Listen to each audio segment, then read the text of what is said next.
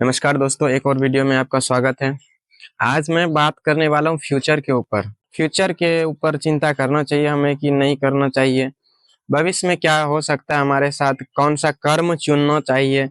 कि कर्म भी चुनने का अधिकार हमारे हमारे अधिकार में है कि नहीं है? और कर्म को कौन-कौन सा कारक है जो वो उसको प्रभावित करता है? इन सभी चीज़ों के ऊपर हम लोग आज डिस्कस करेंगे। सबसे इम्पोर्टेंट है इसमें भविष्य के बारे में कि भविष्य के बारे में हमें चिंता करनी चाहिए या नहीं करनी चाहिए। हो सकता है ये वीडियो थोड़ा लंबा हो जाए, तो आप सभी अंत तक इस वीडियो को देखें और अपने लाइफ में जो घटता है वो सब भविष्य को लेकर चिंता का जो विषय रहता है, उन सब के विचार अब पूरा डिटेल में आपके ऊपर इसके ऊपर वीडियो बताएँगे, इसलिए आप लोग वीडियो में अंत तक बने रहें।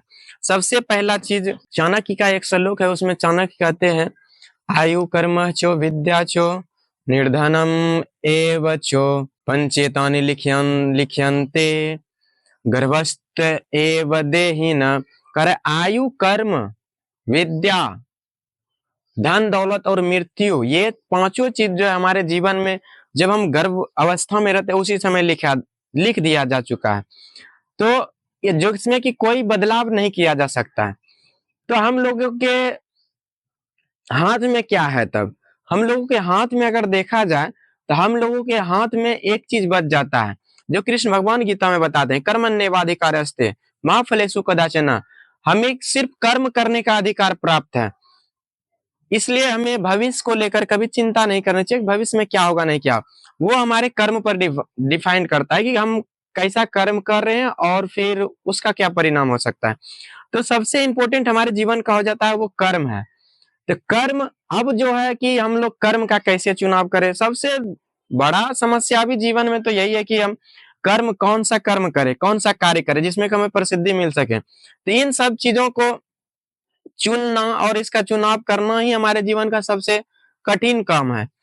तो इसके ऊपर जो है मेरा मत है और जो जानकारी प्राप्त हुआ है, तो देखिए कर्म जो है हमारा वो बहुत सारे कारक पर डिपेंड करता है कि हम किस परिवार में जन्म लिए हैं, कहाँ कैसा हम लोग का लालन पालन हुआ है, किस परिस्थिति में हम लोग जिए, कैसा समाज है। तो इन सब चीजों के ऊपर, इसके अलावा सबसे इम्पोर्टेंट जो है वो है हमारे जीवन में घटने वाले घटना, जो कि हमारे कर्म को डिफाइन करता है, वो हमारे कर्म को बदलने का भी क्षमता रखता है।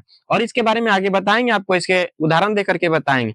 तो ये सभी कारक जो है हमारे जीवन में कर्म को चुनने का जो है एक जरिया है, यानी कि एक साधन बनाता है जिससे कि हम अपना कर्म को चुनाव कर सकते हैं। और असल में ऐसा देखा जाए तो कर्म का चुनाव करने का भी हम लोग को हक नहीं है। कर्म जो है हम लोग को खुद चुनाव करता है। हमारा कर्तव्य सिर्फ एक ही है, कर्म करना, इसके अलावा और कुछ नहीं। मूल बात यही है कि सिर्फ हम कर्म कर सकते हैं, काम को चुन भी नहीं सकते हैं हम, क्योंकि काम हमको खुद चुनता है कि हमें क्या करना है जीवन में। इसका हम एग्जांपल आप लोगों को देते हैं। जैसे महात्मा गांधी जब किसी केस के सिलसिले में अफ्रीका गए, तो अफ्रीका में उसके साथ जो घटना हुआ, उस घटना से हताश होकर के उसके मन में एक विचार आया कि हम इतना पढ़े लिखे सब हैं और वकील होने के बाद भी व्यक्ति अंग्रेज हमारे साथ इस तरह का व्यवहार कर रहे हैं। अगर कोई आम जनता होगा हमारे देश में जो गरीब है, ना पढ़ा लिखा है, अनपढ़ है, तो उनके ऊपर कितना ज्यादा अत्याचार करता होगा। तो इन चीजों से जो है ये एक घटना हो गया, ये घटना जो है उसके जीवन को वहां से बदल दिया। उसके कारण वो जो है गरीबों को मुक्त अधिकार दिलाने के लिए, उसको अंग्रेज का जो उत्पीड़न था उससे मुक्ति दिलाने के लिए वहां से वो अभियान स्टार्ट किया। और उसके कारण वहां पर उसको कई सालों तक जेल में रहना पड़ा था।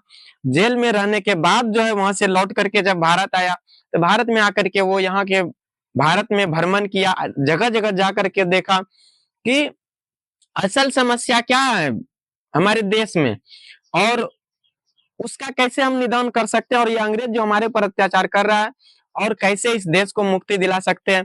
तो ये सब जानकारी आप लोग को पता होगा और आप लोग को तो पहले से मालूम होगा कि कैसे महात्मा गांधी ने अपने देश को आजाद कराया। तो यहाँ पर उसके जीवन को जो बदलने का काम किया, जो काम को बदलने का, कर्म को बदला, तो उसका एक घटना था जो कि अफ्रीका में उसके साथ घटा था। इसलिए कर्म भी है, चुनने का हमें अधिकार नहीं है। कर्म सिर्फ करने का अधिकार है, इसको चुन भी नहीं सकते हैं। कर्म हम कर सकते हैं कि ये कर्म करना है, चुनने का भी अधिकार नहीं है। तो मूल बात ये है। और इसके अलावा और उदाहरण है, जैसे भीमराव अम्बेडकर हो गया। भीमराव अम्बेडकर अपने जीवन में पढ़ने में तो बहुत ही थे, दलित परिवार के थे, उनको ज्यादा सम्मान नहीं मिल रहा था।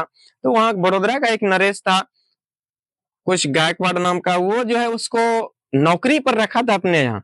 लेकिन वहां पर उसके साथ जो व्यवहार किया गया, उसके नौकर या अफसर था, उसके नौकर चाकर भी उसके साथ जो है अच्छा से बिहेव नहीं कर रहा था, उसको फाइल फेंक करके दिया जाता था, पानी पीने का अधिकार नहीं। तो इससे हताश होकर के वो सोचा कि ऐसी नौकरी का हम करें क्या, क्या जहां मेरा कि खुद आत्मसम्मान नहीं है। तो इसलिए वो नौकरी को छोड़ करके उच्च पढ़ाई के लिए विदेश चले गए, विदेश से पढ़ करके आए और फिर जाकर के पुनः उसके पास नौकरी किया, लेकिन उसके बाद भी कोई परिवर्तन नहीं हुआ। तो सोचा कि अब जो है इस तरह से नौकरी करने से मेरा काम होने वाला नहीं है। तो उन्होंने समाज सेवा को चुना। समाज सेवा यानी कि समाज, जनता, वैसा उसके ऊपर परिस्थिति उत्पन्न हुआ, जिससे कि उसके मन में आया कि नहीं, ऐसा तो अगर मेरे साथ हो रहा है तो मेरे जैसा तो लाखों करोड़ों यहाँ पर जनता है और उसके साथ ऐसा होता होगा। तो इसलिए फिर उनके आवाज बन करके जो है ये महामानव के रूप में हमारे बीच प्रस्तुत हुए। तो ये अलग अलग कहानी है, जिससे कि हम लोग को पता चलता है कि हमें जीवन में कभी भविष्य के ऊपर चिंता नहीं करना चाहिए।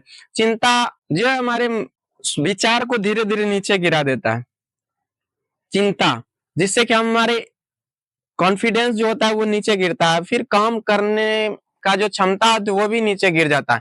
इसलिए चिंता नहीं करना चाहिए हम लोग को। स्वामी विवेकानंद का भी कहना है कि चिंता नहीं करो, नए विचार को जन्म दो। तो हमें भविष्य को लेकर के उतना चिंता नहीं करना चाहिए, और हमें अपने जीवन में जो कर्म मिला है उन्हीं को अगर हम बहुत अच्छा तरह से करेंगे, सच्चे, निष्ठा और ईमानदारी के साथ अगर करेंगे, तो आगे के पद जो है स्वयं चल करके आते हैं।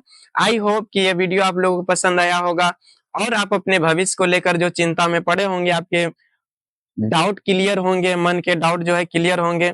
ऐसे वीडियो देखने के लिए हमारे चैनल को सब्सक्राइब करें, और मैं कोशिश करूंगा कि डेली जो है कुछ ना कुछ नए टॉपिक पर वीडियो लाता रहूंगा। और आप लोगों को ये वीडियो कैसा लगा, और कोई मन में प्रश्न हो तो आप कमेंट सेक्शन में जरूर डालेंगे, और इसके ऊपर अगले वीडियो में आपका चर्चा करेंगे। धन्यवाद। जय श्री कृष्ण।